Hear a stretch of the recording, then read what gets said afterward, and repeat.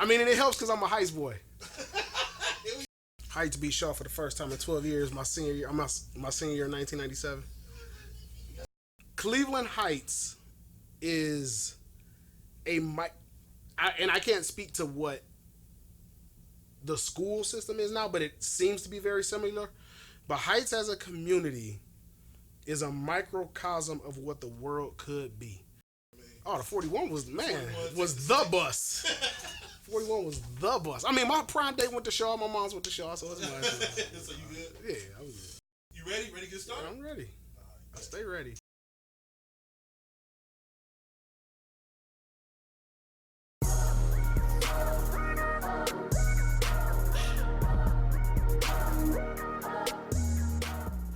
Mr. 216 Muscle, man. Like, it's just work. I'm an entrepreneur, man. I'm a grinder. I worked in corporate America for 20 years and just got tired of working for other people. Made some major sacrifices just to step out on faith and do it on my own, man. Hopefully, honestly, if people really want to break down who I am, I hope I'm just an inspiration. In one word, if I can say it, I hope I'm an inspiration to people. That's what's up. And if I can say it in 2 words, Heights boy. Before you ask the question, let me just do this. That's all I can. So you know to cut that out? No. So I can sync up the audio with some 2 loud claps. All right, go ahead. Okay. You say you want to be an inspiration to people. Yeah. Who are the people that you're looking at that if you can touch them more, like that'd be like your target audience or anything like that? Anybody, man. Anybody that's living and trying to live, the cliche term is living your best life, but anybody that's trying to live their best life, man. I mean, I tell y'all a story yesterday. I talk to anybody's kids like they mine. I don't even care if I don't know you. I was at my dual spot up at Milwaukee Burst, getting me a smoothie. And this young lady was in there. Well, not young lady. She was about my age. This lady was in there, and her son was just running around the spot. And she told him, stop running and sit down. All right. He kept going. She told him, stop running and sit down. I was like, hey, man, I whoop other people's kids. Now, your mother done told you twice, stop running and sit down.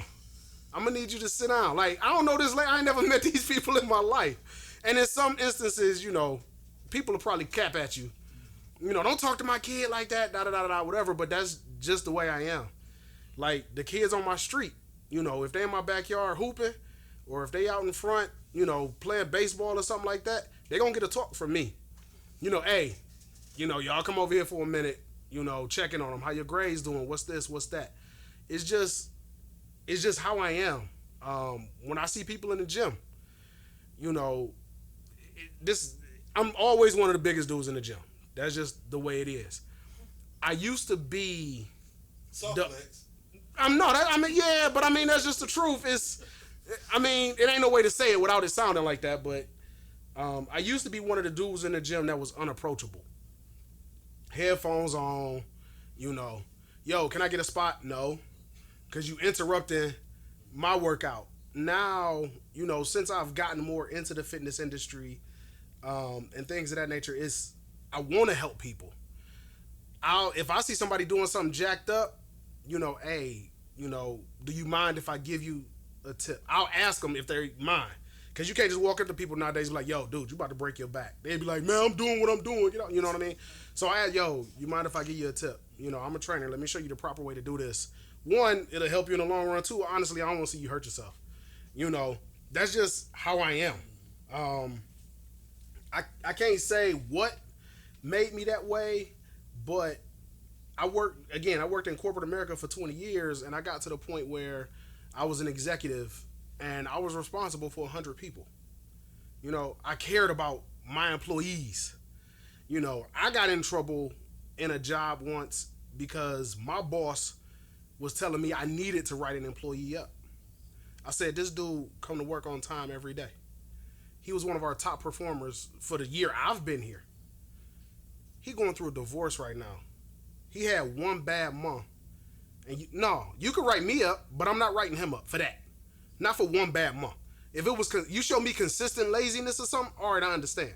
But you have one bad month, and if you get to know your employees and care about your people and know what's going on in their life, you balance that. So that's just how I've always been as a person.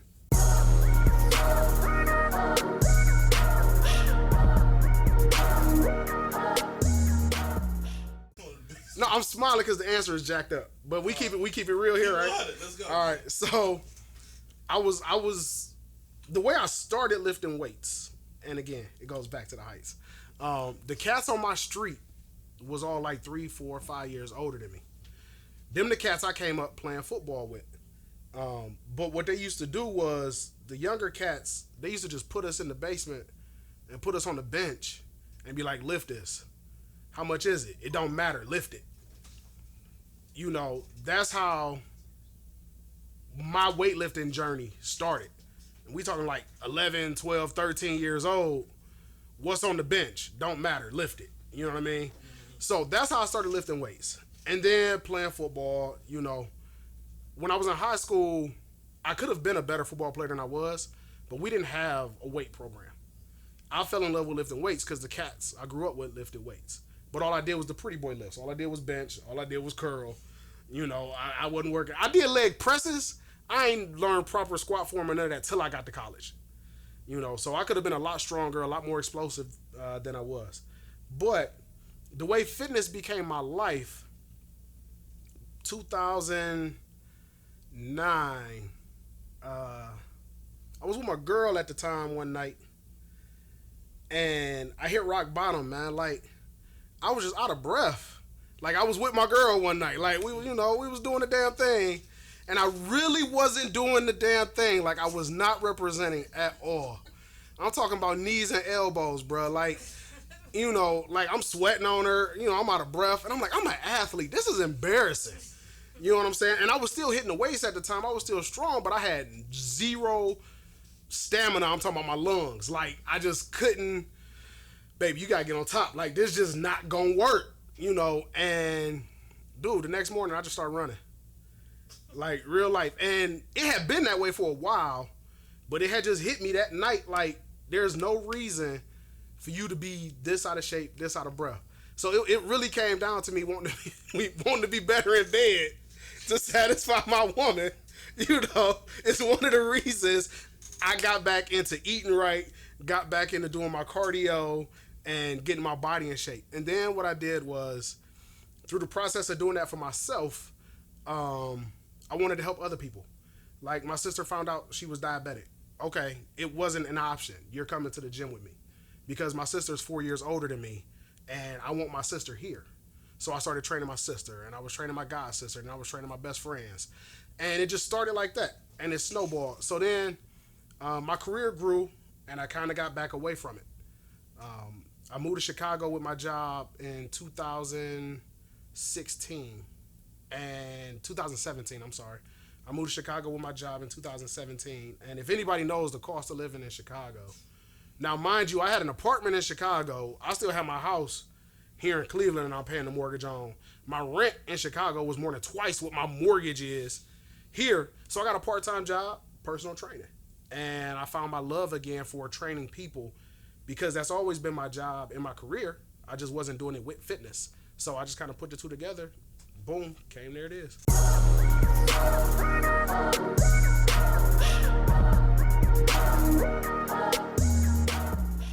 So 216 Muscle is the brand that I birthed.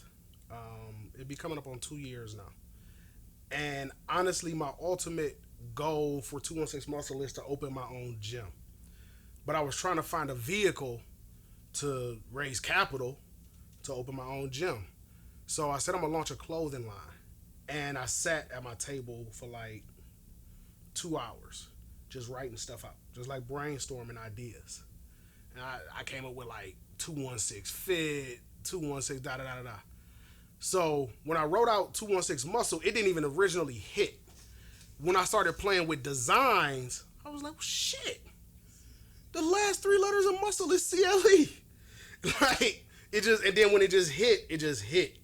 So I put the first design together. The first design was very basic. It was literally just 216 Muscle across the chest. But I highlighted the 216 in white and highlighted the CLE in white and made the muscle like a gray. on a black background so that the 216 in the CLE pops out. And it just went from there. And it started with my people really supporting it, man. And that's a huge thing. If your people in your circle don't see and support what you do, it's one or two things. Everybody be like, if your people don't support you, they not your people. Not always the case. You might just have a shitty product. I mean, I'm be honest. It's one or two things. If your people ain't supporting you, look in the mirror first and ask, is the product right? Then the second thing you do is go to your people, ask for critique and feedback. Everybody thinks their idea is the best idea ever, and they don't want critique. So if somebody comes to you and be like, yo, man, I don't know about that one, they be like, man, whatever. You know, and I've even gone through that with certain designs. You know, I have my fellas, and before I launch anything, they my test group. You know, I'd be like, yo, what y'all think of this? And it was one design, I'm going to be honest, I'm still trying to offload these shirts now. Like, they about to get shipped to Africa, like the Super Bowl shirts to the losing team or something, because they just did not go. And my boys was like, yo, I don't really like that. When I was like, man, this fire, you know. No, this hot. This going that was the biggest investment. I had a booth at the Arnold Classic this year, which is the largest fitness expo in the world. That was the biggest order I made going into the Arnold, because these shirts is gonna go. They ain't got no idea. Yeah, I'm still sitting on some of them shirts. I had to cut price on them. Like, they was selling for half of what everything else was selling. And my number one selling item, I sold out of the second day. I ain't even had none halfway through the second day. So listen to your people, man. They'll let you know. You're not always right.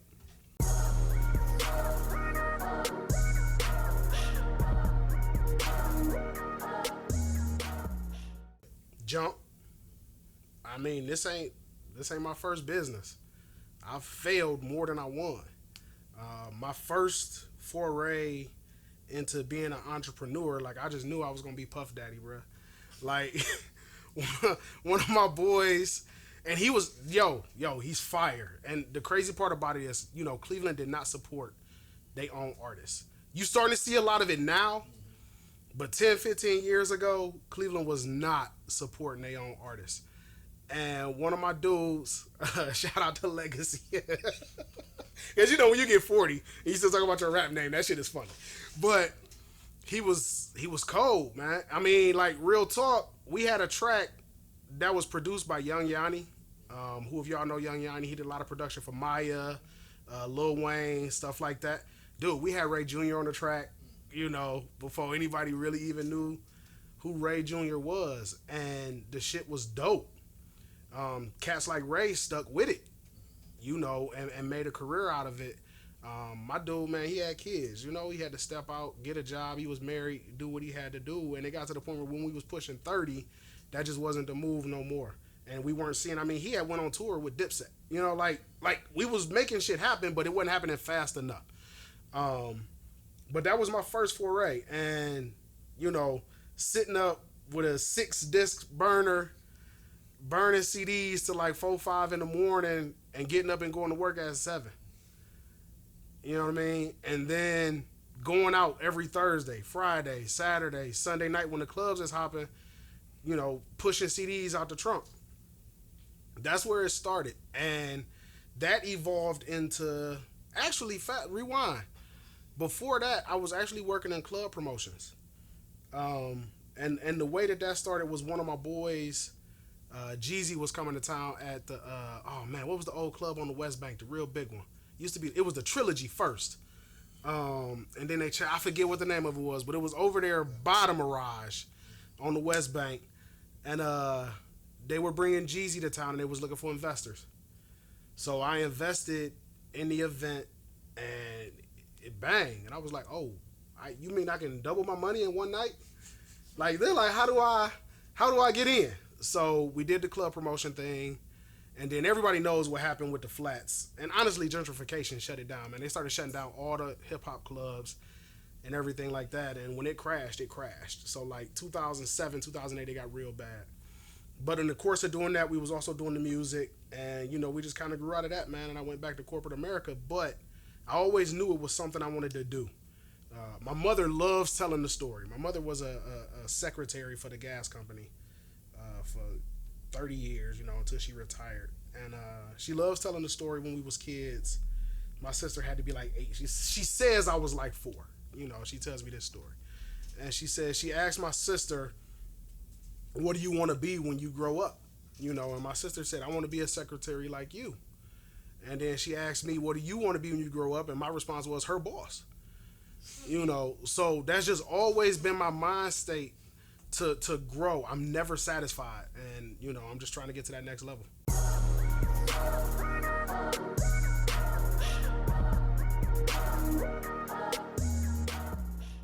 Yeah, I worked on the Ken Carmen show. I was an intern on the Ken Carmen show. My name was Debo the intern.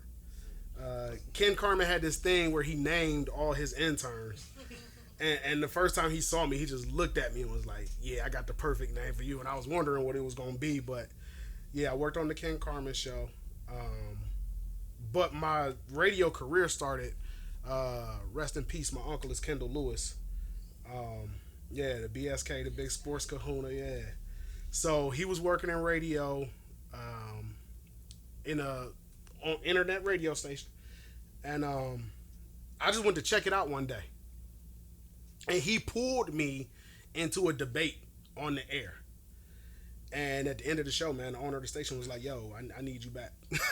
Like, it just went that smoothly, and it was that natural, and it was real dope for me that day, because, dude, we interviewed, my first day ever on radio, I interviewed Jim Brown. Like, you know what I'm saying? Like, right. That's like, so if anybody knows, when I had my radio show before, it was called The Bottom Line. That's where the name of that show comes from. Jim Brown and Kendall would tell me these stories even before that day. Kendall liked to talk, and I get it honest, it's in the blood. My pops is the same way. He said he would be talking, and Jim would just tell him, bottom line it for me, Kendall. Like, we ain't got all day. Just bottom line it for me. So we on the air that day, and I'm talking. Jim Brown says to me, just bottom line it for me, young man. What are you trying to ask me? We ain't got to beat around the bush. And so when I had my own radio show, so I got my radio show name from the greatest, Jim Brown.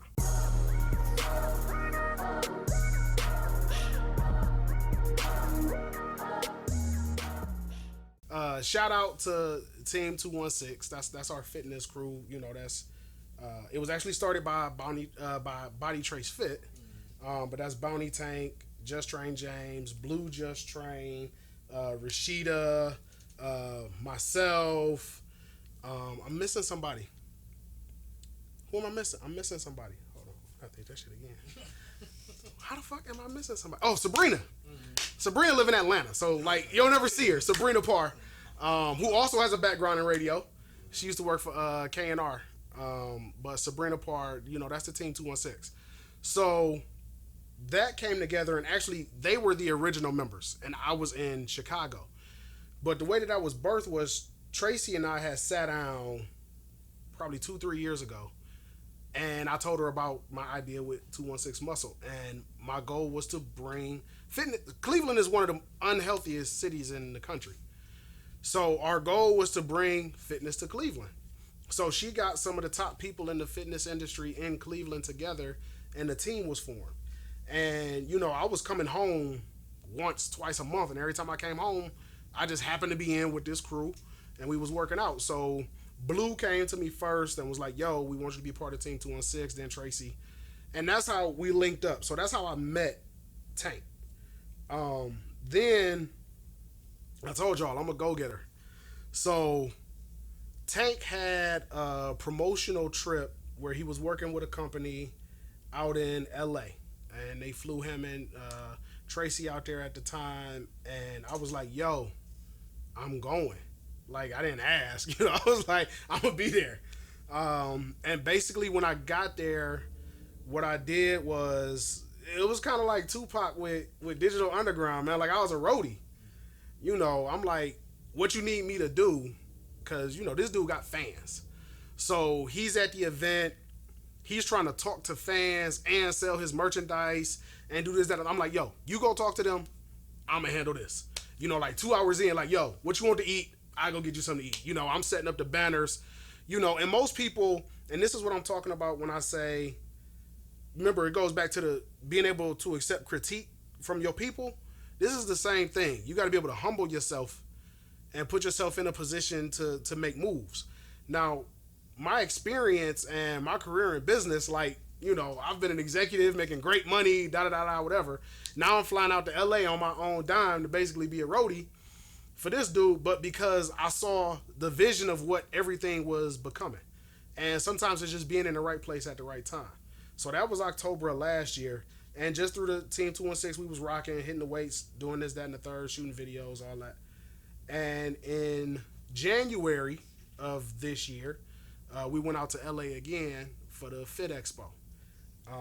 If anybody's following Body Trace Fit on Instagram and what's going on with her, the Thursday before the Fit Expo, no, the Friday before the Fit Expo, because it was Saturday and Sunday, me, Rashid, and Al were at the airport flying out there to meet Tracy and Tank. They went out there Thursday. Tracy suffered a stroke on Friday. And Tank, you know, they took her to the hospital, everything like that.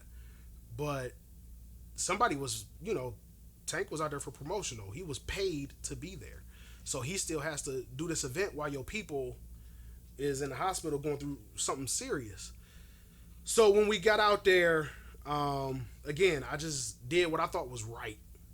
You know, I could walk up and see what he was dealing with. I'm like, yo, you haven't eaten, have you? You know, let me get you some water. Let me get you something to drink. And then me, Rashid, and Al just basically ran his booth so that he could at least have his mind as free as possible, because people are still coming up. Can I take a picture? Can I do that? And from there, we just kind of grew a relationship. And it came to the point where we were working on some things, and well, he was working on some things, and people were reaching out to him, and he was like, yo, I need representation. So I had linked him with some sports agents that I know, and they sat down and had some conversations. Like, I set up the meetings for him and everything. And I think he was just impressed with how I handled that, setting up the meetings, the network, and everything that goes with that. And it eventually came to the point, he was like, no, why don't you just do it? You know, so he asked me to be his manager, and that's where that came from. So now I'm just working with him. And, you know, our ultimate goal is to take Bounty Tank to network television.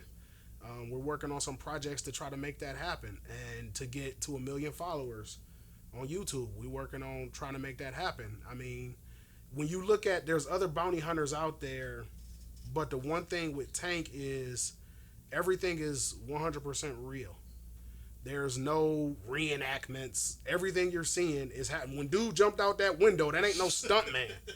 That's somebody was really trying to get away. When he's kicking in these people's doors, these are real people whose doors he's kicking in. You know, when he's talking to the young lady about trying to, on episode 11, on the latest episode, he has connections to get these people into rehab, to really help these people. A lot of people are in the bond and bounty hunting business just to make money.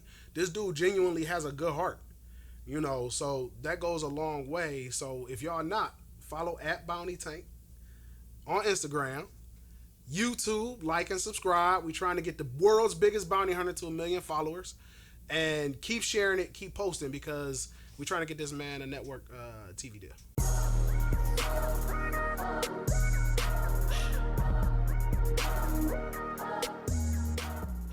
And so in 2016, one of the best things that could have, crazy when you hear this, one of the best things that ever happened to me in my life was I was in a car accident. I got rear-ended, and when I went to the hospital, they always want to check to make sure there's no internal bleeding or anything. So the doctors had me give a urine sample. And when the doctors checked my urine sample, I had really high deposits of proteins in my urine. There's protein in your urine, but it was like off the charts. So the doctor said, we want to check your sugar levels. So they checked my A1C and all that, and we actually found out that I was pre-diabetic.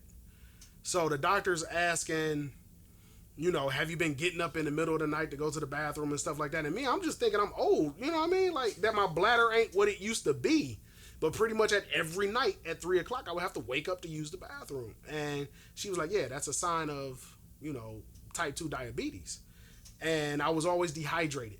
I was cramping in my feet all the time. So they put me on medication, and I don't do medication. So I was still in good shape at the time. I was working out regularly. I was lifting. But what I was doing was I was drinking a lot of concentrated juice, which is really high in sugar. Like, even when I would make my smoothies thinking I'm being healthy, I would put fruit in the smoothie. I put my kale and my spinach and stuff in there. But I would use juice as my filler, because you got to put some liquid in it. So I started replacing the juice with either almond milk or water. I started running more again. I started swimming again. So I got really deep into my cardio, and I told my doctor, I said, I'm not going to do, I'm not going to be on drugs. So in the course of that year, I lost 25 pounds, and I was going to the doctor every 3 months. By the next year, 18 months later, summer of 2017, the doctor said, are you still on your metformin? I said, nah, I ain't been on that in 6 months. She was like, oh, your A1C levels are awesome. They're normal, whatever. I was, yeah, because I'm doing what I'm supposed to do. So, again, going back to stuff like with my sister with the diabetes, with me, stuff like type 2, type 1 is hereditary, but diabetes runs in the family. Type 2 is usually directly linked to what you eat and whether or not you're working out and you're in shape. So that was 2017. It's 2019. I ain't seen no signs of it since. In 2009, so right before I started the fitness journey then, my doctors had found a heart murmur. I had an irregular heartbeat. I told them it was just because I was soulful. My heart had a little rhythm to it. You know what I'm saying? It was like boom, boom, swoosh, boom, boom, swoosh. Like, that's how my heartbeat was. But again, I got back into fitness, everything like that. I went to the hospital earlier this year, did an EKG. There's no signs of an irregular heartbeat or a heart murmur anymore. So, yeah, definitely, I think that fitness and eating healthy can reverse, not just prevent, but reverse certain, ailments. Yeah, definitely.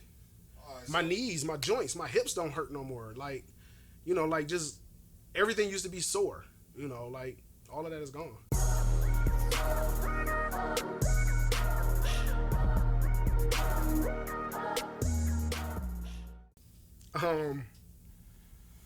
Wow. That's tough.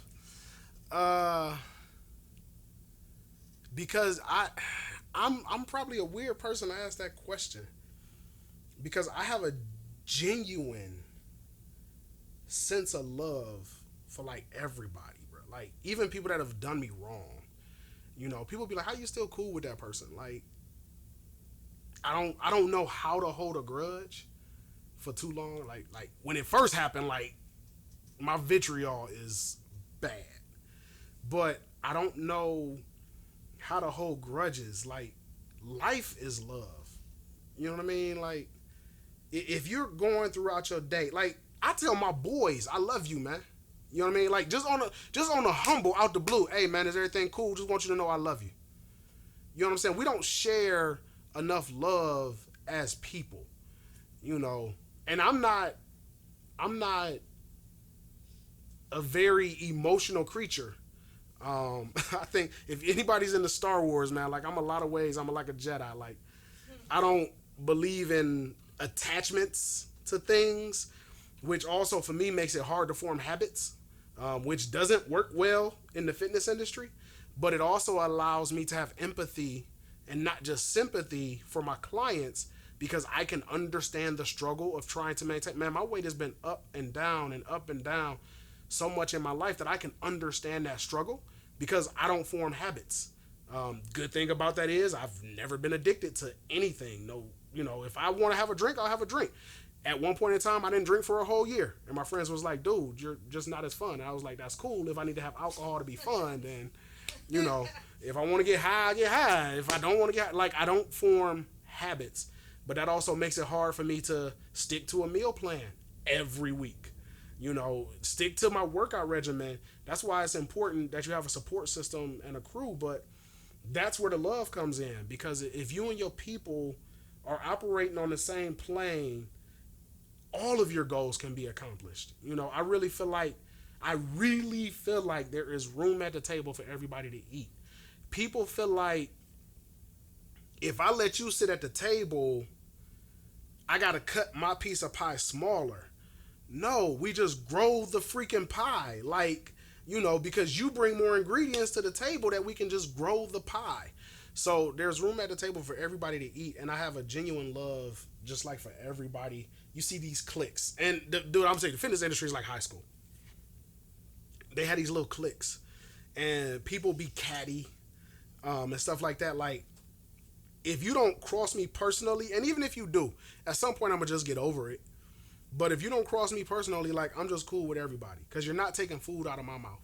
Even if you want to take food out of my mouth, all you're doing is and this has not happened to me, but let's just say you lied to a client of mine to try to steal that client.